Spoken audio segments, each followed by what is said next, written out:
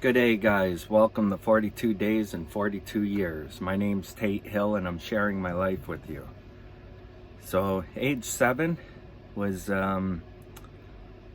stressful. A lot of hospitals, in and out. Going to school, getting bullied on all the time. My brother was aggressive in school, and he always threw the desk around, swore at teachers, and did a lot of crazy things. And then the kids after school would be stalking my brother going home, which all we had to do was hop the fence and we'd be in our backyard. But we'd walk around the fence and coming around, and the guys would come over and hop over the fence by the apartment buildings and start beating on my brother.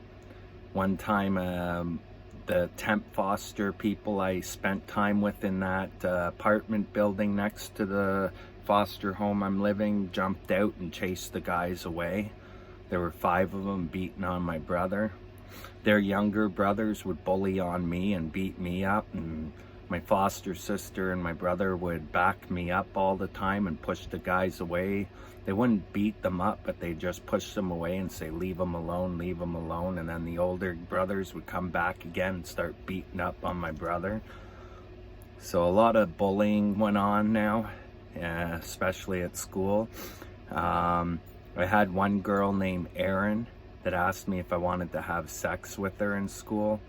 And I asked her what sex was, and she told me it was getting down naked and playing with each other. So we did it. Went home, told my brother I had sex, and then my brother told me what sex really was. And so I did ask her, told her, said, this isn't sex, you want to have real sex? And she's like, no. And so we didn't. I had a friend, I made a very good friend named Angela. Every day I'd go to school, she'd always come over and she'd bring extra lunch for me because my lunches were cheap old crap food. I don't know if any of you ever tried peanut butter and mayonnaise. Well, that's one of the sandwiches they made me and that I'd always have. They wouldn't put jelly on, they wouldn't give me sugars because I was hyper. And so I wasn't allowed any of those things. So all my stuff was just dry and plain, or, sandwiches, maybe an orange or an apple with the meal. So she always fed me, and we spent a lot of time together, me and Angela. Played a lot of doctor together, spent a lot of time down by the creeks. I met her family, her mother up in the apartment building. She had an older brother, probably almost 19 or 20. So he was a lot older, a big boy. And year later, had to say goodbye to her. She moved, and I told her how I loved her, and I said one day we'll be back together again. And I gave her a big hug and everything together, and said I'll come back and I'll find you. And so off she went. Last time I ever got to see her. And so I remember one time I flashed myself at school in class. I pulled my pants down, and so then I got in trouble, and the kids next to me said, ew, gross. And teacher sent me off to the principal's office. Got beaten, and principal told my foster parents, and then my foster parents made me stand naked in the house. All my foster sisters and my foster parents and my older brother all walked by me laughing at me for about an hour, standing in the dining room naked against the wall. That was probably one of the worst feelings of my life. And I don't think technically they should have done that. It's definitely not a way to teach me, or that didn't, if I'm flashing myself to everybody else, then how would that really make me feel any worse? But yeah, that's pretty much age 7. Wasn't the best, a lot of hospitals in and out. I remember even sometimes they'd take me up where I had to get on ferries and then cross over. Sometimes I wouldn't be surprised that I was being experimented on or something, and I was being taken to the States. It's hard to say between age 7 up to 12, more between 7 and 10, I would say, where they were taking me into places, and that just didn't seem normal. When I went into Children's Aid, when I get older and I asked for my medical history, it didn't compare to what I felt of how many different hospitals and places I was going to.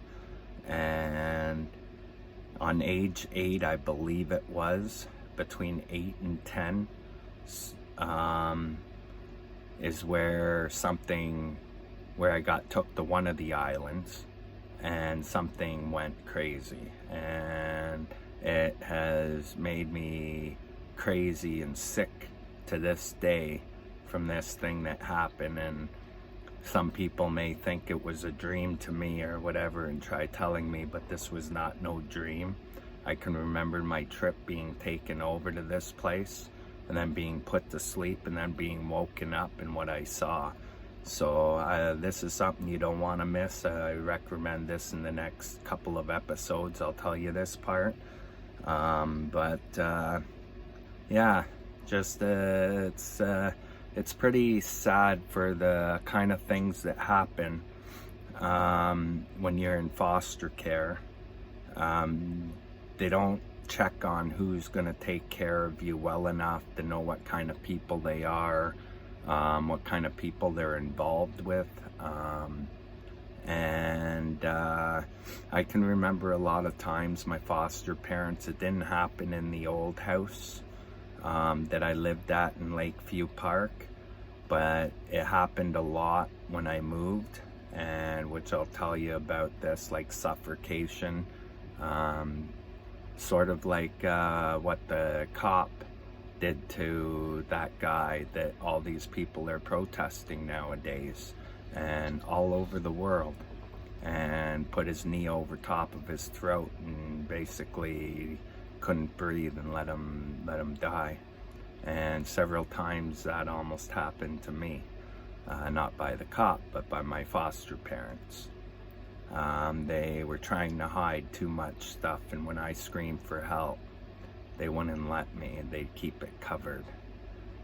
So anyways, so yeah, when I tell you age 8 tomorrow and age 9 and 10, it's can get pretty creepy. I'd like you guys to try to put yourselves in my shoes and what would happen to you as you grew up. Majority of people that would live and be through what I've been through would have committed suicide, would have beaten a lot of other people. As they say, like, the odds are if you become a sex offender, you were sexually abused in your life. And if you become abusive, you were abused when you were younger. So, you know, thank God for me, none of it ever stuck with me, and I never became any of it. I think the main thing that ever saved me in my life, or I know, is that I asked God into my heart when I was 6, 7 years old. I forgot to tell you that on that story. I went to a Christian camp, and that was the first time I ever went to a camp, and it was Christian, and they taught us about God, and me and a few other young guys asked God into our hearts there. And so without him in my heart, I wouldn't have made it this far. I'd be gone. And in many stories, as you hear as I get older, and I tell you, the one word I always tell people is God is so much stronger than Satan. He'll make the choice when it's time for my life to go. When my purpose is done here, then I'll die. So anyways, guys, thanks for watching again, and I'll tell you more tomorrow. Have a great day. Bye.